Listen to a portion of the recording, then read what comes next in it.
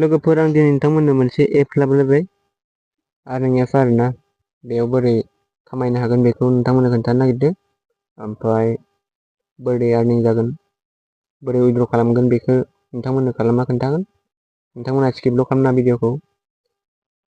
दे लोगोफोर नोंथांमोना फार्स्टआवनो दानिया डिसक्रिपसनाव थांदो ओमफ्राय लिंकआव थुदो एप्सखौ डाउनलड खालामदो प्ले स्ट'राव एभेलेबल दंखायो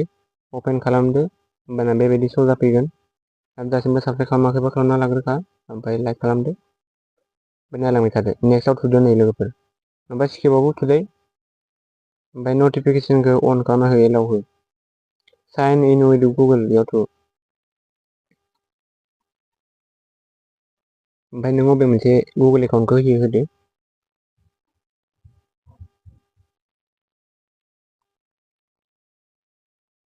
कन्टिनिउ होदो आरोना रेफारेल क'डआ आंनि डिसक्रिपसनावनो दंखायो बेखौ होबानो जाबाय रेजिस्टार साक्सेस देखायगोन नै 2 रुपिस मोनबायानो आङो बेयाव बोरै आर्निं खालामनांगोन नोंथांमोननो खोन्थानि आङो बेयाव कुपन कड मोनो आरोना जेनेबा दाथ' गोदान नालाय गैथ'वा नै फ्लिपकार्टआव 4.73 केसबेक मिन्ट्रा ओमफ्राय पुमा बेयाव 3.6% रियेलमियाव 0.63 वान प्लास 1.15% आरोना ओमफ्राय BOB कार्ड इयो बेंक अफ बार'दाया बे क्रेडिट कार्डनि आरोना जेनेबा जुपिटार दं नै EU बेंकआ दं नै EU स्मल बेंकआ 200नि बियो IDFCआ नै 540 मोनखागोन डाइरेक्ट बेखौ नोंथांमोना सेल खालामनांगौ आरोना नै KYC अफार फैनानै दं लोगोफोरनि बेयाव थुबाय आं जेनेबा बेयाव बोरै खामायनांगोन होनबा नोंथांमोना नाय बेक खनसे फैफिनदो जेनेबा नोङो अबे मोनसेयाव खुलिनो ना 6था दङ इयाव आं बाजाज KYC खौ खुलिनो आरोना 210 ओमफ्राय नैबे रेजिस्टार नाव थुदो लोगोफोर नैयाव लिरनाय दंखायो नै रेजिस्टार इउजिं मबाइल नाम्बार नोंनि फार्स्ट स्टेपआ इनो नोंनि मबाइल नाम्बारखौ होदो होमबानो नों 10खौ मोनगोन ओमफ्राय आधार कार्ड आरो पान कार्डजों नोङो कमप्लिट खालामदो KYC खौ ओमफ्राय होमबाना 24 आवार्सनि गेजेराव बियो माने पेन्डिं जागोन आरोना पेन्डिं 24 आवार्सनि उनावसो हाबगोन होननाय जादों ओमफ्राय SIP खालामनांगोन नोङो 500 प्लास एन बाय 500 प्लास SIP नोङो 500 डिप'जिट खालामदो खुलिखांनाय लोगो KYC खुलिखांजोबनानै आरोना ओमफ्राय 500 सोखांनानै नोङो 500 जों SIP खालाम SIP खौथ' नोंथांमोना मिथिखायो दालाय जमा दोनथुमनाया दिनै जेनेबा 10 थाखा गाबोन 10 थाखा बिदि आरोना बा नोङो बेसेनिखौ दोनो 20निफ्रायबो हायो स्टार्टिंआ 10निफ्राय जायो 200 गाहाम नों मा 200ल' नों बेसे दोननो हायो नोंनि गोसो नोंखौ इयाव माने बेबायदिनो 500सिम दोननो खोन्थादो आरोना 500नि SIP खालामदो नोङो 500 सोखानानै डाइरेक्ट खनसेनो SIP खालामखादो ओमफ्राय after you can withdraw your deposit amount also' related नोङो SIP खालामखांनाय लोगो लोगो ना बेखौ नोङो सानफ्रामबो दोनथारनांगोन बेबो नङा लोगोफोर नों बेखौ गोसो जाबानो नोङो उइद्र' खालामनो हागोन फैसाखौ नांगौ जाबानो मालाबा फैसाया गैयाबो जानो हायोना लोगोफोर फैसाखौ बिदि जायो आरोना नोंथांमोना बिदि खालामबानो जाबाय जेनेबा दिनै 500 सोयोबा गाबोन 500 सोबाय जेनेबा दे मालाबाथ' गेप्स थानो गोनां जागोन बिदि नङा लोगोफोर नोङो होमबाना फैसाखौ नांगौ जायोबाथाय नोङो दिरुनब्रबनो हाबाय आरोना ओमफ्राय रिवार्ड क्रेडिट नै उइदिन 24 आवार्सनि उनाव हाबगोन बेबायदि खामायनो हायो बेयाव रेजिस्टार खालामनो खोन्थादो बे टार्म्स एन्ड कन्डिसनखौ फरायना ला एन्जेल वानआबो नै इनस्टल खालामग्रोदो नोङो रेजिस्टार खालामदो आधार कार्ड पान कार्डजों नै KYC खालामनांगौ होमबाना नोङो 170 मोनगोन आरोना लोगोफोर आरो बेखौ गोसोआव ला नोंथांमोना नोंनि मबाइलजोंनो लिंक जानाय जानांगोन आधार कार्ड पान कार्डआ होमबासो जागोन दै लोगोफोर नोंथांमोना नङाबा उनाव बुंफिननो हागौ बिदि आरो ओमफ्राय जुपिटार ना जेनेबा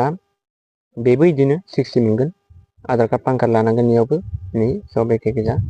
बेखौ लिरनायखौ नोंथांमोना फार्स्टनिफ्राय फरायजोब मा बुंदो टार्म्स and कन्डिसनखौ without टार्म्स and condition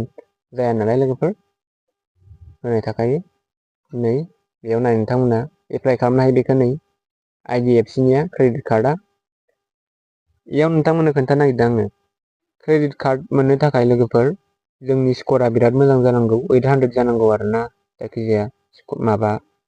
credit card apply खालामनो थाखाय दा बेखौ नोंथांमोना खालामजानाय नङा जाय आंनि भिडिअखौ 23, 24, 25 इयार्सनिफ्राय लानानै ओरै गोजौसिम नायदो ना नोंथांमोना बेखौ खालामनो हागोन बेयाव आरो नै लिरनाय दंजोबखायो नै OTP माबा माबि होनांगौ KYC खालामनांगौ नै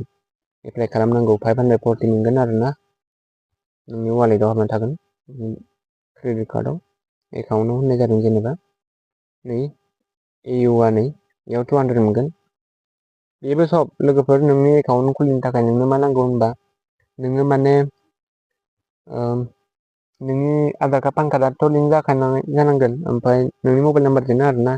बेंक सेंक सब जाजोबनांगोन लिंक जाजोबनांगोन BOB नै बेंक अफ बार्थआ 320 बेयाव लिरनाय दंखायो नै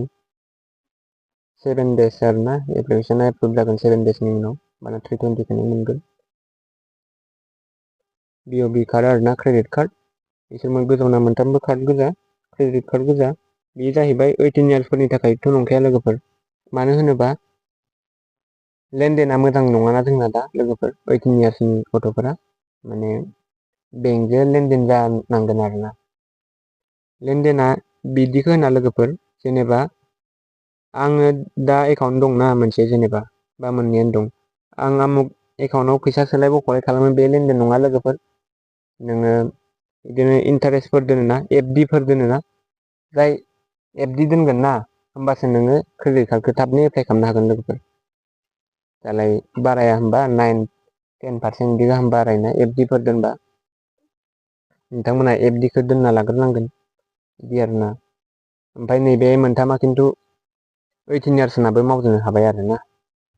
बिदि नोंथांमोना बुजिखाबाय जानांगौ नै बेल' नङा नै ट्रु मेट्स दं जेन्डु केयार दं सिम्पोल स्किन केयार दं बेखौ नों जेनेबा अफार मोनगोन आरोना केसबेक मोनगोन नों जेनेबा बिदि आरो लोगोफोर वाटसेस दं नै लोगोफोर बेयाव नों थुनानै माने बे माने मोनसे आर्निं एप्सबो लोगोफोर फैसाखौ बासायनाय स्टाइलबो माने बे बुस्थुआ लोगोफोर बेयाव नों फैसाखौ बोरै बासायनो होनबा खामायनायनिखौथ' आं नोंथांमोननो खोन्थाबायानो नै नैबे बेंकनि सोमोन्दै बुंनायफोरा नै दिमेट एकाउन्ट खुलिनायफोरा खामायनायनि लाइन खिन्थु नैबे नै वाटसेस दं गिफ्टस दं फार्निचारफोर दं गेमिंफोर दं बेफोर जाहैबाय माने फैसाखौ बासायनो हानाय नों बेयाव थुनाय लोगो लोगो 4.73 आरोना बेयाव थुनानै नों फ्लिपकार्टआव थांदो ओमफ्राय नोङो जायखिजाया मोनसे वाट्स बायदो बिदि आरो बेखौ थुनि आं जेनेबा बेयाव नोङो थुदो थुनानै ओमफ्राय टार्म्स एन्ड कन्डिसनखौ नै फरायना लादो बिदि आरोना ओमफ्राय डिल सोलिगासिनो नों जेथिया जेनेबा 2000नि नों 2000नि नों माबा लाबाय आरोना जेनेबा वाट्स नालाय आं मानो होनोबा वाट्सनि नैबे वाट्सआव थुदो नालाय आङो वाट्सेसाव होमबा नों घरिखौनो लानांगोन नों बेलेग बुस्थु लाबाथ' मोननाय नङा लोगोफोर घरिखौ लादो नोङो 2000निखौ होमबा 2000आव नोङो बेसे पारसेन्ट मोनफिनगोन लोगोफोर 2000नि माल बायबाय आरोना नोङो नायैयाव 2000 4.73 एसेबांखौ नों केसबेक मोनफिनगोन आरोना 100 थाखाखौनो नों केसबेक मोनबाय जेनेबा बिदि आरो 100 थाखा केसबेक मोनफिनगोन होमबा नों 1900 थाखायावनो मोनबाय बिदि आरोना बेयाव थांनानै नोङो गेमिंफोरखौबो बिदिनो नै ससमाफोर दं फुटवेर दं नै इलेक्ट्रनिक्स बेफोरखौ बायनानै नोङो फैसाखौ बासायनो हायो फैसाखौबो इयाव खामायनोबो हायो बासायनोबो हायो नै मबाइल अफार्सनि रियेलमिया 0.63 अफार होदो दा नोंथांमोनाव वान प्लासनिखौ लाबानो नोंथांमोना बांसिन केसबेकखौ मोनगोन आरोना 1.15% मोनगोन नै नोंथांमोननो देखायबाय आङो बोरै खालामनांगौ टार्म्स एन्ड कन्डिसनखौ फरायाबा जानाय नङा नोंथांमोना आरो आं खोन्थाखाबायानो नोंथांमोना नायनानै माबायदि मोनदों खोन्थाहरदो लोगोफोर एसे कमेन्ट खालामबा मोजां मोनो ओमफ्राय नैयाव रेफार खालामनो हायो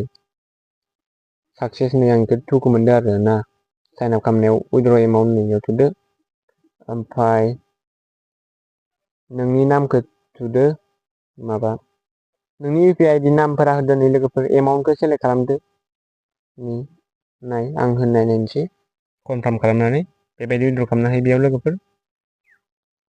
नोंथांमोना नायनानै माबायदि मोनदों खोन्थाहरदो फार्स्टआवनो आरो नोंथांमोना डिसक्रिपसननिफ्राय डाउनलड खालामनानै खालामबानो जाबाय नोंथांमोनाबो फैसाखौ मोनगोन होमबाना केसबेक ला ओमफ्राय नैयाव फैसा खामाय फैसा बासाय आरो फैसा खामाय ओमफ्राय उइड्र खालामना ला एक गुलि दुइ सिखार खालाम दासिमबो साबसक्राइब खालामाखैबा आरो खालामना लादो लाइक खालामदो लोगोफोर दे होमबा गासिमोन बाय बाय